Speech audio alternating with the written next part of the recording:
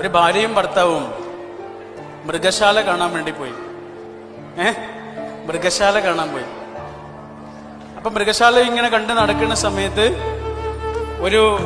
രണ്ട് കുരങ്ങന്മാർ, ഒരു ഭാര്യയും ഭർത്താവും ഇങ്ങനെ ഭയങ്കര സ്നേഹത്തിൽ ഇങ്ങനെ പേനൊക്കെ നോക്കി കൊടുക്കുന്നുണ്ട്. ഭയങ്കര സ്നേഹമാണല്ലോ, കുരങ്ങന്മാരെ കണ്ടില്ലേ, ഭയങ്കര സ്നേഹമായിരുന്നു. പേനൊക്കെ എടുത്തിട്ട് അവരെന്നെ എടുത്ത് കഴിക്കുകയും ചെയ്യും. അങ്ങനെ ഭയങ്കര സ്നേഹത്തിൽ ഇങ്ങനെ ഇരിക്കുന്ന സമയത്ത് ആ ഭാര്യ ഭർത്താവിനോട് പറഞ്ഞത്രേ, എന്തൊരു സ്നേഹല്ലേ, മൃഗങ്ങളാണെങ്കിലും അവർക്ക് എന്തൊരു സ്നേഹമാണ്. അപ്പൊ ഈ ഭർത്താവ് പറഞ്ഞത് എന്താണെന്നറിയാം, സ്നേഹമൊക്കെ ശരി തന്നെയാണ്, നീ ഒരു കാര്യം ചെയ്യും, ഒരു ചെറിയ കല്ലെടുത്തിട്ട് ആ ഭാര്യയില്ലേ, പെണ്ണില്ലേ, ആ പെണ്ണിനെ ഒന്ന് എറിഞ്ഞു നോക്ക്. അത് കേട്ടപാട് ഇവള് ചെറിയ കല്ലെടുത്തിട്ട് ആ പെൺകുരങ്ങനെ എന്നിങ്ങനെ എറിഞ്ഞ് അവിടെയുള്ള മുഴുവൻ കുരങ്ങന്മാരും ഓടി. കൂട്ടത്തിൽ ആരും ഓടി? ഈ ഭർത്താവും ഓടി. അയാളവിടെ നിന്നൊന്നുമില്ല, ഓടിക്കളഞ്ഞു. ഈ ഭാര്യ ഇവിടെ ഒറ്റക്കായി. ഇയാളൊന്നും പറഞ്ഞു തന്നില്ല, അവളെ ഇങ്ങനെ നോക്കുക മാത്രം ചെയ്തു. പിന്നെ അവരിങ്ങനെ നടന്നു പോകുമ്പോ സിംഹക്കൂടിന്റെ മുന്നിലെത്തി. ഈ സിംഹങ്ങൾ കണ്ട് ഭാര്യയും ഭർത്താവും അതിനകത്ത് ഇങ്ങനെ കിടക്കുന്നുണ്ട്.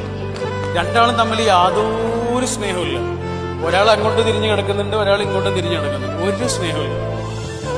അപ്പൊ ഈ ഭാര്യ ഭർത്താവിനോട് ഇതേപോലെ തന്നെ പറഞ്ഞു, എന്താല്ലേ ഒരു സ്നേഹമില്ല, ഭാര്യയും ഭർത്താവുമാണ്, ഒരു സ്നേഹമില്ലല്ലോ തമ്മില്.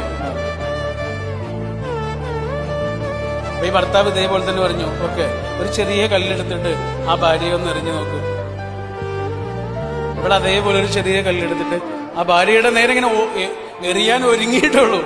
അപ്പോഴേക്ക് ആൺസിംഹല്ലേ ചീറിയെടുത്ത് അവിടെയുള്ള അന്തരീക്ഷം മുഴുവനും കുലുങ്ങുന്ന അത്രയും സൗണ്ടിലാണ് ആ ആൺസിംഹത്തിന്റെ സൗണ്ട് ഉണ്ടായിരുന്നത്.